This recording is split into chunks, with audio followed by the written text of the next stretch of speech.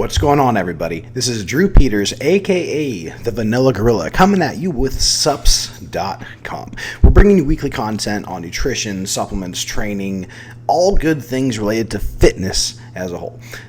This week, we're going to be talking about something that's a hot topic. It has been for some time, and there's a lot of confusion about, and that is cheat meals. I'm sure you've heard that term, like, oh, I can't wait for my cheat meal, or your friend that competes gets a cheat meal this weekend, or oh, I can't wait for my cheat meal.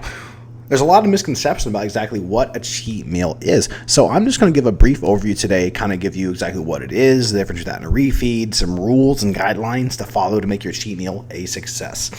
Now, a lot of times people think that it's just for basically like cheating on your diet, but there's actually some good scientifically sound rationale for incorporating such a meal, and we'll start out with that. So basically, there's a lot of value in an occasional cheat meal because one, it can help stave off catabolism from doing a lot of prolonged dieting.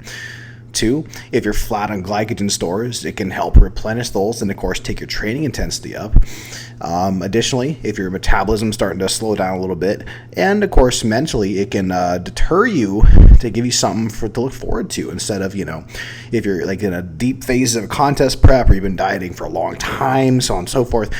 You can use these things strategically to help you with all those areas. But the issue come down to is a lot of times people are going to miss the boat completely with it properly implementing them. They may cheat at the wrong times, the wrong reasons, or just for the wrong way. But with the point of today's video, I'm hoping that you have an overview of how to use a cheat meal, what to eat for said cheat meal. Yes, there's a method. And of course, feel more confident that you're using a cheat meal correctly. So with that being said, let's talk about cheat meals 101. I myself am a bodybuilder, and for a lot of years, a lot of things that bodybuilders have been doing forever is kind of coming to mainstream media and fitness, and one of them being a cheat meal. I mean, let's be real here. They've been contest prepping for decades, and of course, cheat meals have always been kind of it. So what we're going to do is make this kind of the concept of eating. For helping, of course, get, like, say, in this case, a bodybuilder who after a long contest diet or, an average person just looking to lose a lot of fat, and they've been, of course, dying for a long time, it gives them kind of flips a switch and basically looks better. I know it's a weird way. Sometimes you look better after you've had a cheat meal, whether you fill out, you harden up, you kickstart your metabolism. All these things above are all things that people a lot of times see when they incorporate a cheat meal. So with that being said, let's kind of, look at this a little bit closely. If you're not a competitor, you can still kind of get like that extra mental kick, because the thing is too, a lot of times, especially bodybuilding, like, man, they compete then they have a big meal that night, like had a burger, fries, some pizza, whatever it may be. You wake up in the morning like, holy crap, I'm so full, I'm so dry, I'm so vascular. Man, if I looked like this yesterday, I would have done so much better. And that happens a lot of times, people in general that are just dieting and they have, like, say, a cheat meal. The thing is, too, you get back on track with your diet, you go about business as usual. But most times, if done correctly, people notice that they look leaner than before, even before they had that cheat meal. They'll notice improvements to workouts and so on and so forth. So understand, a cheat meal comes from things that has all the macros, proteins, carbs, fats, and all these things are going to give your metabolism a temporary boost. So if you ever had a cheat meal, you'll know about the accompanying, like, sweats that come with it. Like, if you have a big influx, you're like, oh, I got the food sweats, because you're probably not used to eating that much food just sitting, and that's okay. The thing is, too, you have to understand that the additional carbs are going to help replenish muscle glycogen, and the fat is going to help fill out the muscle a bit, too. Also, typically, you're going to have some sodium along with that, which can help with glycogen storage and water retention. Both improve strength. So if you add in all of these factors together,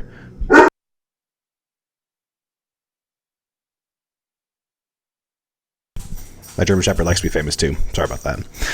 If you put all these things together and, of course, just implement them, you're going to have a better effect, and it can help take your progress to the next level if you properly implement them. So some of the signs, basically, when you need to know of when you should take a cheat meal, these are some telltale signs when you kind of probably need to indicate one.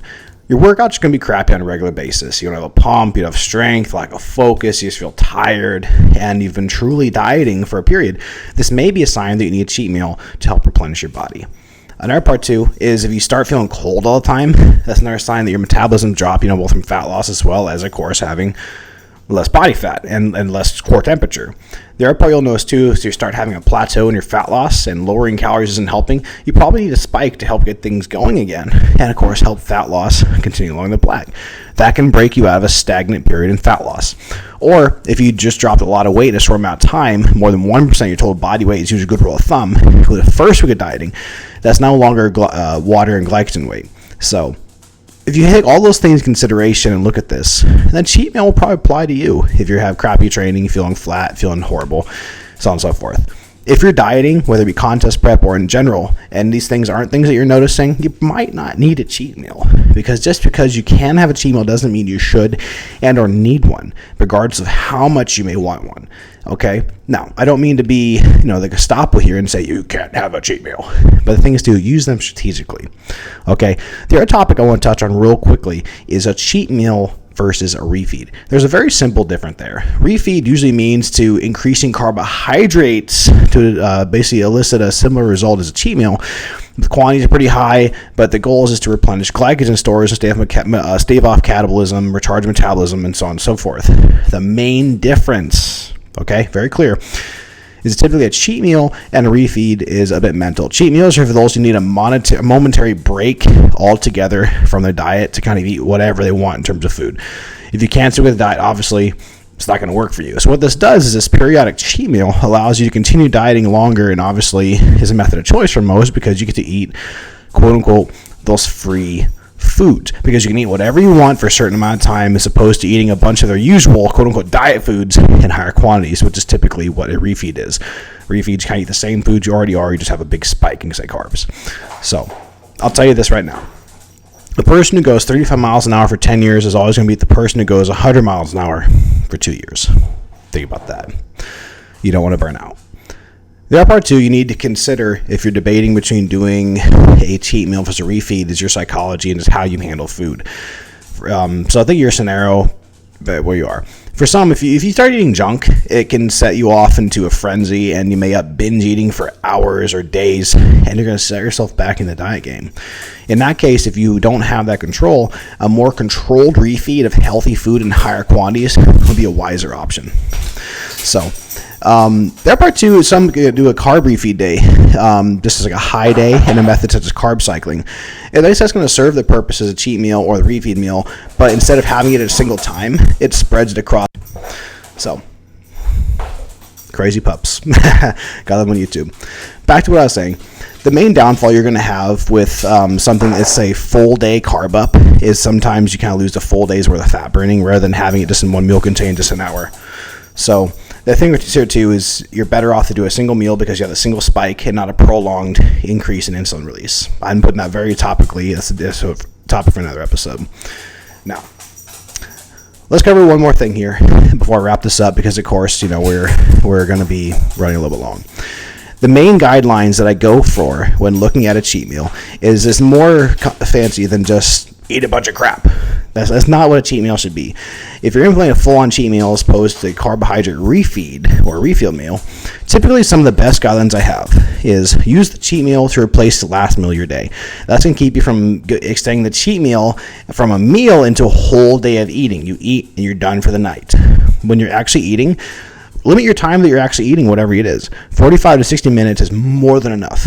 Again, this is going to prevent you from making an all-out binge.